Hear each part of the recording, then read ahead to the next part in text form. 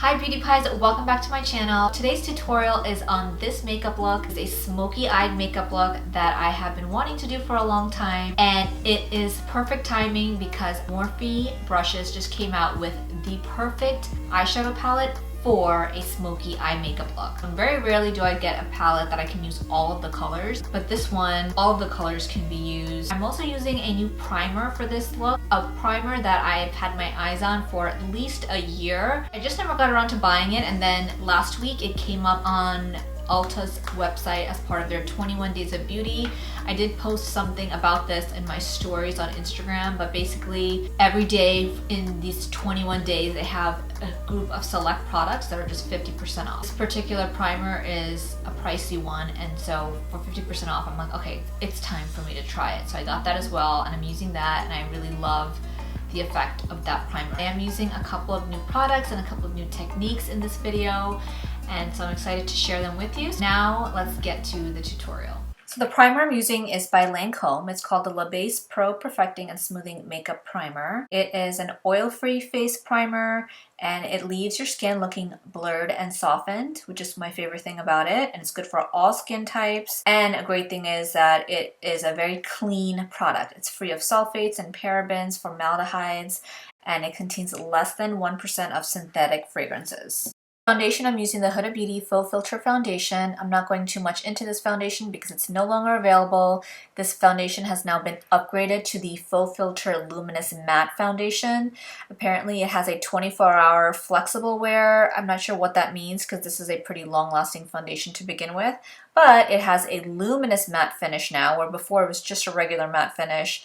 And it's fragrance free. That is probably the most appealing thing about it to me because I like fragrance free products. However, the new foundation still has a lot of the benefits of the foundation that I'm using right now, which is that it's waterproof, it's long wear, transfer proof, fade proof, sweat proof, humidity proof. So if you're someone that sweats a lot and finds a hard time keeping your foundation on your skin, I think that you will like this formula.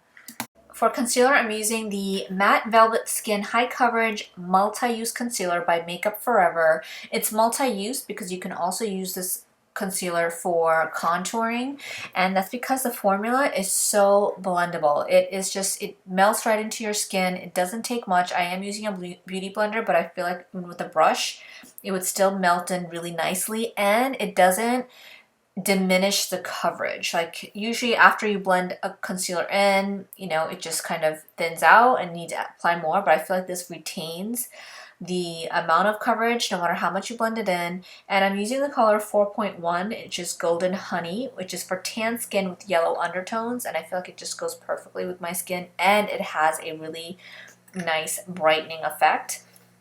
This concealer is 24 wear, it's waterproof, transfer proof, sweat proof, tear proof, so great for weddings. I can't say enough good things about this concealer, and currently it is my favorite concealer to use. For contour, I'm going to use the Cheeks Out Freestyle Cream Bronzer by Fenty Beauty. I'm using the color Chocolate. This is for deep skin tones. It's one of the darker colors. I like using this bronzer, specifically this color, because I'm using a foundation right now that's a little off for my skin tone, and usually when I use a foundation that's not like the perfect match, it is lighter. So using a darker contour product really helps balance it out. I like doing this instead of trying to mix foundations and get the perfect color, because that doesn't really ever work that well for me. So if I find a foundation that's just a bit off on color, I'll just go in with a darker contour or bronzer, and this is one of those products that I like to do that with. And aside from that, it is just a great cream contour product. It blends out really nicely. I like the formula and the color against my skin tone. To set my under eyes, I'm first going in with the Mercier Secret Brightening Powder. I just like to start with this now, even if I'm using a different powder for my under eyes, because I see a difference.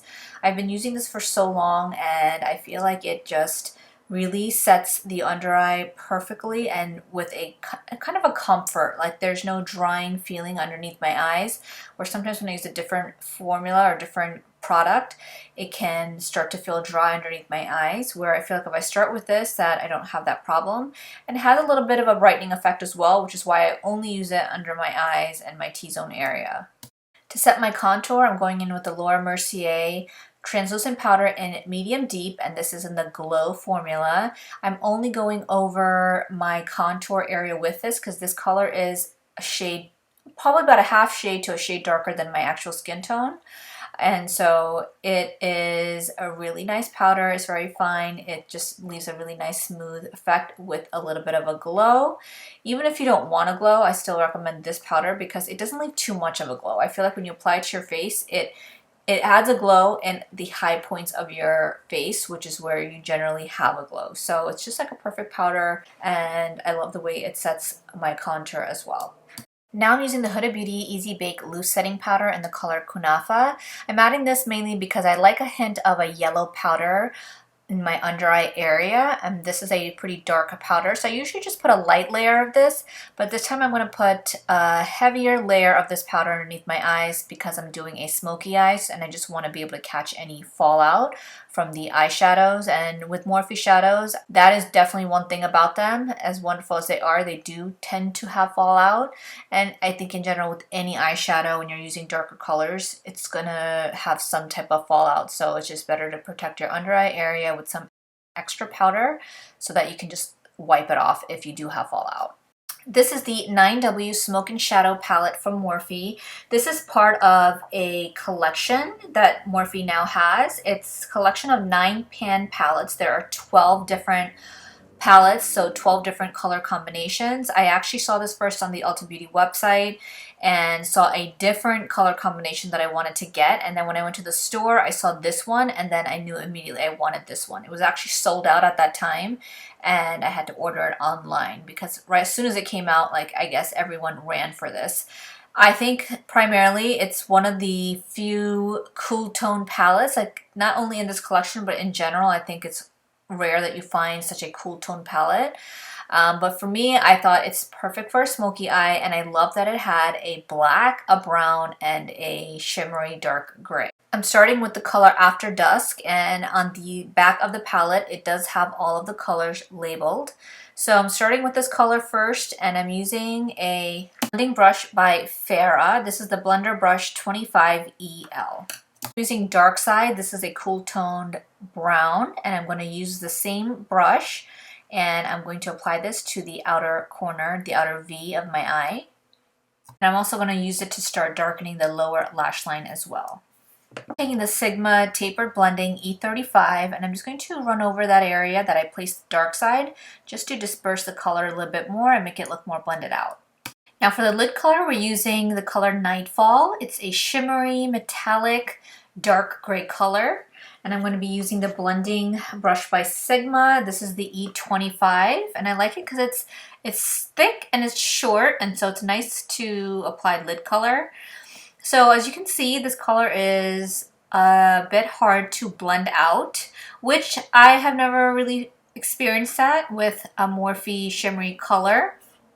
So I don't know if that's because it's just dark or it's the formula just for this palette, but it does apply well overall. I mean, I'm very happy with the final look. It just took a little longer to blend out. And I'm going to take the Morphe M433 and I'm just going to blend out the outer edges into my crease.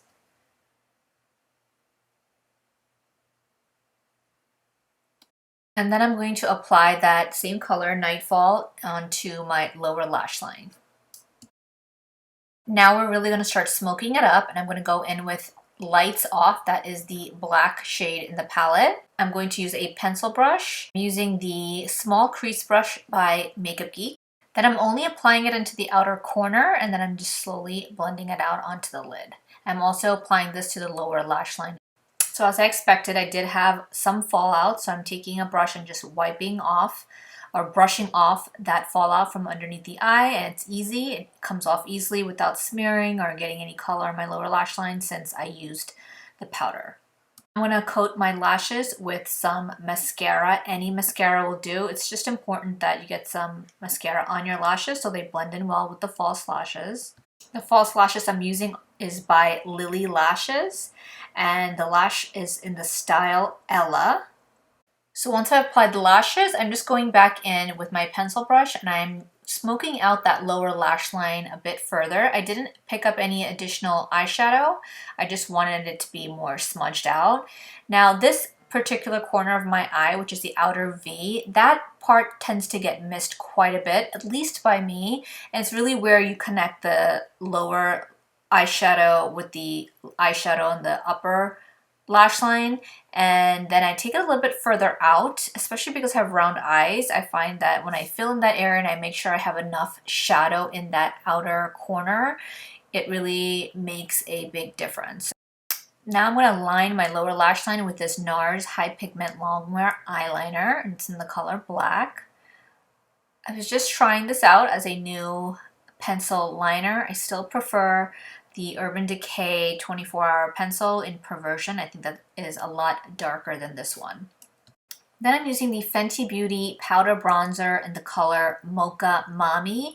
I love this bronzer because it has like a hint of red in it, and it just adds just a really gorgeous color to my contour. I like that terracotta color in bronzing, like whatever skin tone bronzer is applied on, if it has that type of undertone, that warm but dark red undertone, that is just my favorite look for bronzing. And I was not really able to find a good bronzer, a powder that would give me that look, but I feel like this is the one that I have come closest to giving me that terracotta undertone for my bronzer. And that's why I love using this on top of my contour. For blush, I'm using NARS Dolce Vita, one of my favorite blushes of all time. I just love the color against my skin tone. And I'm going to just apply that right over the contour area and then take it up a bit further higher into the cheekbone. Highlight, I'm using Champagne Pop by Becca Cosmetics, and I'm using a fan brush to apply it. This is the Moda Pro Highlight Brush, BMX 150. Love using a fan brush to apply highlight. I also heard that Becca Cosmetics is no longer going to be in business, so if there are any products from Becca Cosmetics that you love, I would stock up on it as soon as possible. Right, now we're moving on to lipstick. I'm using the lip liner from MAC. This is Chestnut. I'm going to line my entire lip area with this pencil. I'm going to shade in the lips with this, just a very light layer to even out the pigmentation. Then I'm going to use Down to an Art by MAC. I like to just apply some of it on and then blot it out. That way I don't put on too much of a very light colored lipstick, and then it just gives me a completely different color that I don't like against my skin tone. I applied a lot of that lip liner, so I found it hard to blend out by just blotting my lips. So I am using a lip brush. This is from the lip kit from the Anastasia Beverly Hills lipstick kit. You can use any lip brush. You just want to blend out the edges of the lips so that it doesn't have that 90s vibe where, you know, you can see the distinct difference between the lip liner and the lipstick. I want to blend them both in very slightly, and the lip brush just helps prevent me getting any lipstick past the outer edge of the lips. And that is all for this look. I hope you guys enjoyed watching it. I hope you like how it turned out. If you like a smoky eye but you don't want it to be too dark, this is the perfect set of colors to use, and this particular palette is really just your one-step go-to. It has all the colors you need. I did not use any other eyeshadows outside of what I had in this palette. And as always, thank you so much for watching. I hope you enjoyed watching this makeup tutorial, and I will see you in my next video. Mwah! Bye!